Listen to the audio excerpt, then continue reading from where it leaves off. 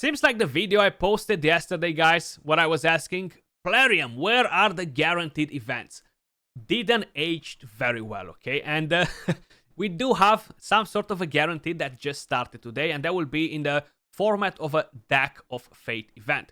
Big props to Plarium for continuing to make guaranteed events in a way or another. Now, probably they're testing how this one will be played out, because we had quite a few different ones for the last 1 year. And yeah, I would like to see the old guarantees back, guys, with 15 Sacreds for a Lego or 120 Ancients for 1 or 150, but we haven't seen them in a while, and hopefully in the future they will be coming back. Now, in today's video, we're gonna test Kaja, we're gonna test Teomit together, we're gonna go on the test server in a minute, and we're gonna have a look to see how the champions are actually working. I'm gonna pretty much help you to understand if this champion is worth it for your account. Is it worth it to bust your resources and go and get this champion? Personally, I will go the extra mile to try and get her, and I'm gonna explain you why in just a second. First, let's have a quick look at the event. So as usual, Deck of Fate is one of the most gambling sort of events in the game, because it's all about a gamble. You need to hit 3 cards back to back to activate the chest, and if you're unlucky, you're just gonna hit the standard rewards. Now you need 40,000 points, roughly 40k energy in order to collect all these, or roughly around 20 Sacreds, or you're gonna need a lot of Ancients, Primal, or Voids. If not, of course, everybody's gonna mix and match. You're gonna farm some gear, you're gonna open some shards. It depends from each one of you guys, depending on what resources you have available on your account. How you may see right here, these are the points for each one of the shards, for the legendary gear, the mythical gear, or whatever you guys are farming, depending on what stage you are able to farm as well. So that's how you can get the points. The rewards for the chests are juicy. You can get a mythical book, so it's nice to see that. Of course, most probably the energy and the feast has like 40% chance to drop, 40% chance to drop, while the rest have a reduced chance to drop. I would assume they're not even on the drop rates, you know, but I might be wrong. Then these are the rewards that you can get by flipping cards, and here are the 100 fragments for Kaja. Now, the fragments, from what I've noticed on different people that opened any cards, they're not stacked 100. So you're gonna have to open multiple cards in order to collect all the fragments. And in a way, it's a good thing, because you know what? You don't need to open all of the cards if you're getting lucky and you're getting the fragments. Maybe you're lucky and you're opening 10 cards and all of them, they give you fragments. And job done. You know, you're done with it. You don't have to worry about it.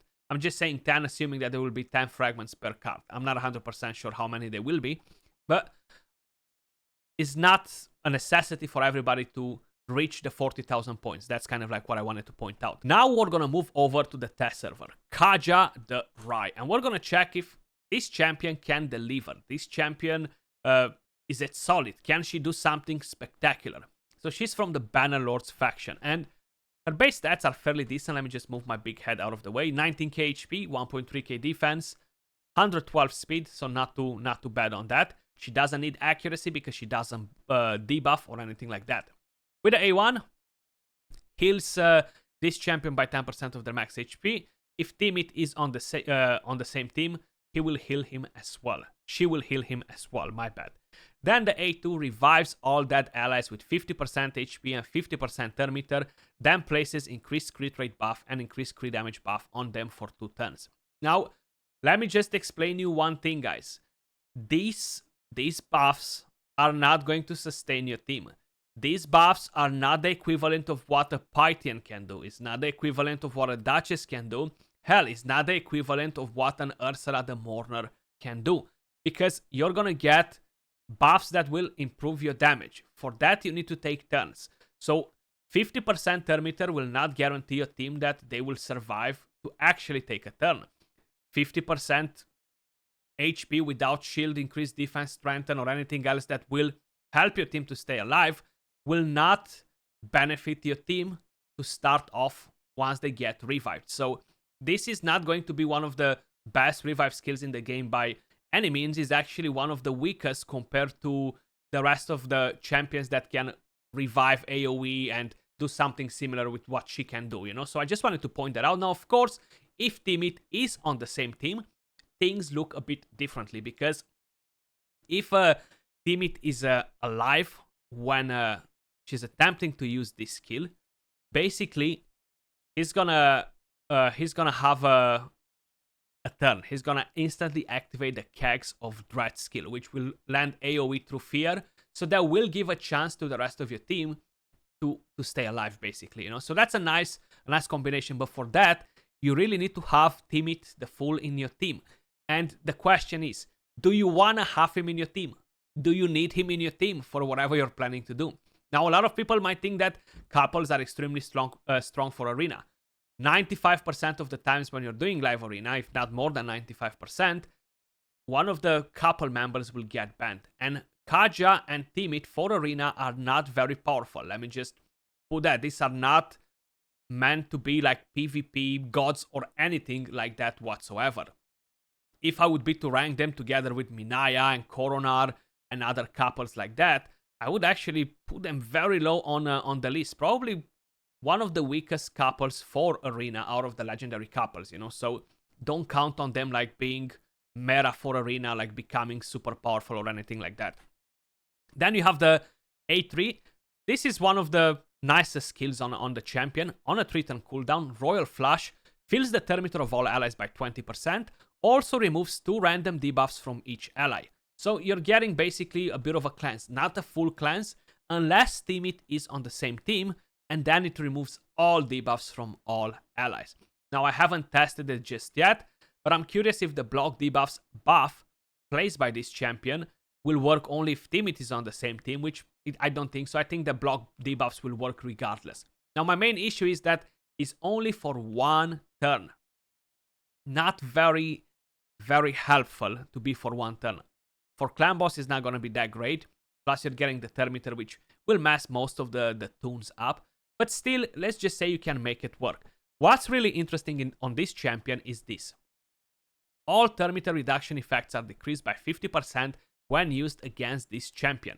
If Teomit the Fool is on the same team, this champion is immune to thermometer manipulation. And basically, if somebody tries to decrease the thermometer, she's gonna gain that thermometer instead. This is the reason why I'm going for this champion. And hear me out quickly. I cannot guarantee you that this will happen. This is just a hunch of mine, and I will stick with it, at least for my own account. Up to you guys what you're doing. I think the next content, whatever content Plarium is planning, will have some bosses that will do thermometer manipulation and debuffs and other things that might create a lot of issues for the rest of the champions that we have in the game. So having her with the clans in, I feel like it will make her important, but I cannot guarantee you this. This is something that I'm assuming is a hunch of mine, and I might be wrong on it, so don't hold me accountable for it if we're not gonna have a boss that will do anything like that. But I'm trying to kind of like anticipate what they're doing, and they've done this for a lot of champions. When they got released, the champions kind of seemed like mad, they made no sense whatsoever. And then new content came a few months later, and that champion made perfect sense, you know? So it might happen. Then we have this speed aura for all battles by 19%, which is nice. Just imagine you have a boss that, for example, I don't know, will decrease thermometer and will put some bad debuffs on your team that will create so many issues. Just imagine having her gain that thermometer instead, cut in front of everybody else, and cleanse the team and just put them on a spot, basically, you know. So as an idea, I have her fully booked, of course, and she's built on Stone Skin set, guys. We're gonna try her a bit in some of the content. I'll be honest, it's pretty hard to find a use for her and Teomit together in the same content. Like even for Hydra, I don't think I would wanna use Teomit in Hydra, even though he decreases the cooldowns of buffs.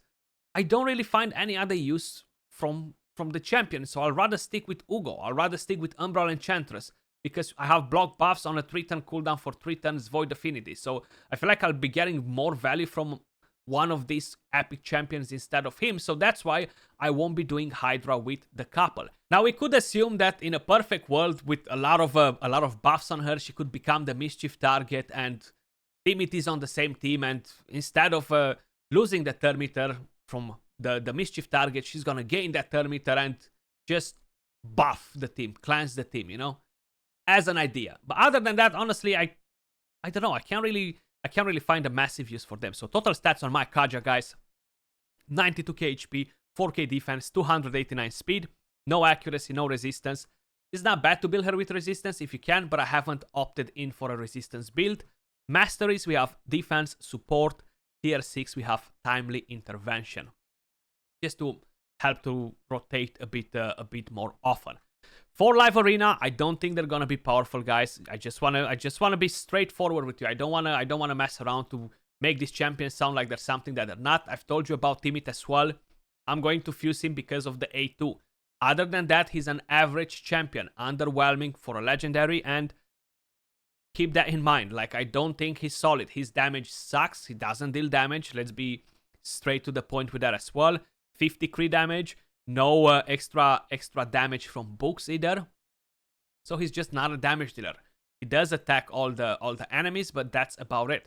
This skill right here decreases the duration of all enemy buffs by 3 turns, which can be pretty interesting. A nice thing to have on some occasions. I feel like he's gonna be nice for tag team arena where people need help with the progression, and that's kind of like his spot at the moment together with Kaja. Now Kaja can be used alone as well.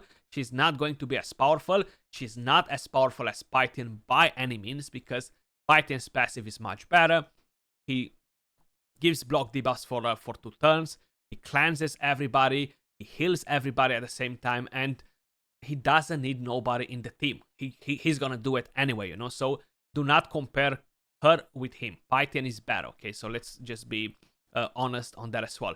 But at the same time, how I mentioned, I will go for this champion just for the simple fact that I'm thinking that in the future she might be useful. Now, I might just be optimistic. I have Teomit the full build on a bolster set. That's nice if you're going against Ugos or anything like that. Unfortunately, on the test server, we don't have access to Tag Team Arena or Live Arena, guys, so we're not going to be able to test anything like that. But these are the stats that I have on Teomit the full. He needs accuracy, okay? He would preferably need even more accuracy that I gave him. I kept him with War Master just in case, because I feel like whoever is going to fuse this guy and use him will use him in some dungeons as well, maybe Doom Tower waves or something like that, you know. So the fear will be nice as crowd control, but he's on a 4-turn cooldown. Getting the increased accuracy is not that massive. This is nice because he will provoke when Kaja is on the same team. So, and we're gonna take Round out as well, guys, because we're dealing too much damage. Okay, we're dealing too much damage, and that's bad business. We're actually gonna put in a Septimus. They're not really built to do anything, you know. So let's see it a bit better, so we can actually see his fear coming in play, you know. Okay, that's a nice animation. So we're getting like barrels with dynamite. I like that. That's something that I haven't seen because I haven't used that skill before, you know. Okay, test your strength, extra turn, nice. So we need them to actually take a turn and that fear to proc. Maybe we need to remove even more champions from here. We're dealing too much damage without having damage in the team. What's happening? Okay, the fear actually didn't proc, so that doesn't proc his passive. The fear needs to proc in order to get that provoke on, you know. Okay. You know what? Let me just do one thing. Let me take Septimus out as well. It's not working out. We have too much damage. We have too much damage. Too much damage. I think Stagnite is built for damage as well. Okay, so we landed the fear on everybody. Yeah, Stagnite is built for damage. That's why. I like the animation from her though. That's pretty cool how she's just throwing there like a wand, but it's actually not. Okay. So we need a fear to proc. Come on. Okay, there we go. We got one fear to proc. We got the provoke on. That's nice. That's actually nice crowd control, you know. But the fear is a 50% chance to proc. So think about it in the following way. You have a 50% chance to provoke. And then you have a 3% chance to get resisted on the provoke. So it's less than 50%. But it's still something that's nice to have in a duo, you know. Now, if you would just generally ask me, Skratch, is this champion worth 20 sacred shards? Do you think we're gonna get a lot of value out of this champion as a progression champion? I think she's great as a progression champion with a revive. I don't think she's gonna bring much much utility. The increased crit rate and increased crit damage again is nice for progression. But I don't think she's worth 20 sacreds. You know what I mean? Like, hell no. Definitely not worth 20 sacreds. But we don't really have many guaranteed events nowadays. And you know how it works. Unfortunately, many are landed and killable. So we're going to be here for a bit. Till Teomit decides to use his A2. Let's go. There we go. Job done. And I like that this doesn't trigger polymorph on him. You know? So that's the nice thing. Of course, on bosses, as a couple, they're not very effective, guys, because you cannot crowd control the boss. Fear doesn't land on the boss. Provoke doesn't land on these bosses. And because of it, I don't necessarily think that they will bring a lot of value against most of the dungeon bosses. What I think that they will be really powerful and they will really shine is waves, okay? Wave control, wave control, wave control. And I know a lot of guys are struggling with the Doom Tower and all that, so they will be helpful on the waves. But at the bosses, you will definitely need to put up your big boy pants and use some different champions if you really want to get the most out of the team that you're using, you know? I like that he's gaining the extra turn now. In a way, personally, I feel like if Teomit would instantly activate that A2 instead of the A3 when she attempts to revive and he's alive, I feel like it would be better because you strip the buffs from the enemy if your champions are dead or something like that. In a way, I feel like Fear can be helpful because then you're crowd controlling them. You really have a chance at keeping your other weak allies alive. Then you have a chance to provoke with him. So it can be more helpful, you know. But there we go. Basically, we are doing the job here. We don't really need damage. They're gonna carry the team. We have the healing from them, so they're gonna be spot on with pretty much what they're doing, you know. Then of course I do have Lady Annabelle, which rocks. And where are we? 3 minutes. This is gonna be a world record fight right here, guys. But I'm curious. Let me know what you guys think about Kaja. Are you tempted to go for the event, considering that you have the resources?